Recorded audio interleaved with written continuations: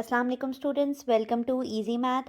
आज हम properties of real numbers कुछ पढ़ेंगे। जो कुछ प्रॉपर्टीज़ हमारी एडिशन से रिलेटेड होंगी और कुछ प्रॉपर्टीज़ हमारी मल्टीप्लिकेशन से रिलेटेड होंगी। ये प्रॉपर्टीज़ हमारे लिए पढ़ना क्यों ज़रूरी है आपको इस लेक्चर के एंड तक पता चल जाएगा।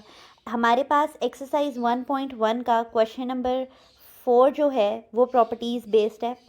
मैं आपको दिखा भी देती हूँ। यहाँ पर उन्होंने देखें कहा हुआ है कि name the property used in the following. इसी तरह क्वेश्चन नंबर 5 में भी उसने हमें कहा है कि नेम करें उस प्रॉपर्टी को जो कि इन क्वेश्चंस में इस्तेमाल हुई है।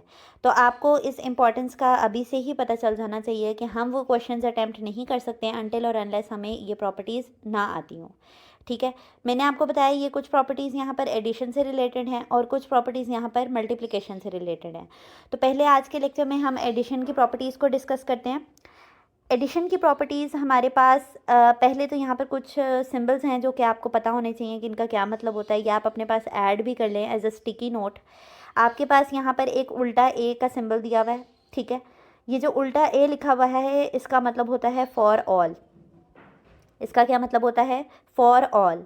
यानी कि हमने जितनी भी एंट्रीज़ यहाँ पे लेंगे, ए लेंगे, बी लेंगे, सी लेंगे, या मैं यहाँ पे 5 वैल्यूज़ ले लूँ, 6 वैल्यूज़ ले लूँ, तो उन सब का ताल्लुक फॉर ऑल यानी ऑल वैल्यूज़। आगे उन्होंने यहाँ पर आप ये देख रहे होंगे ये ई टाइप का एक साइन डला हुआ है और आगे आर लिखा हुआ है।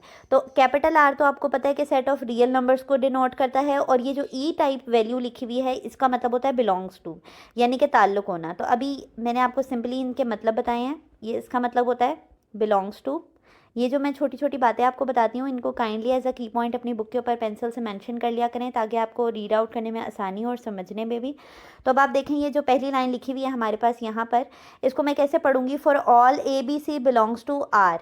यानी कि यहाँ पर जो मैंने जनरल फार्मूला समझाने के लिए, जो जनरल प्रॉपर्टी समझाने के लिए मैंने ए बी सी लिए हुए हैं, ये सब ये वो नंबर्स हैं जो कि हमने रियल नंबर में से उठाने हैं। ठीक है, रियल नंबर्स मैंने आपको बिल्कुल शुरू के लेक्चर्स में बताया था कि उसमें हमारे पास नेचुरल नंबर्स भी आते हैं, उसमें हमारे पास होल नंबर्स भी आते हैं, उसमें हमारे पास इंटीजर्स भी आते हैं, उसमें हमारे पास रैशनल नंबर्स भी आते हैं, उसमें हमारे पास इरैशनल नंबर भी आते हैं।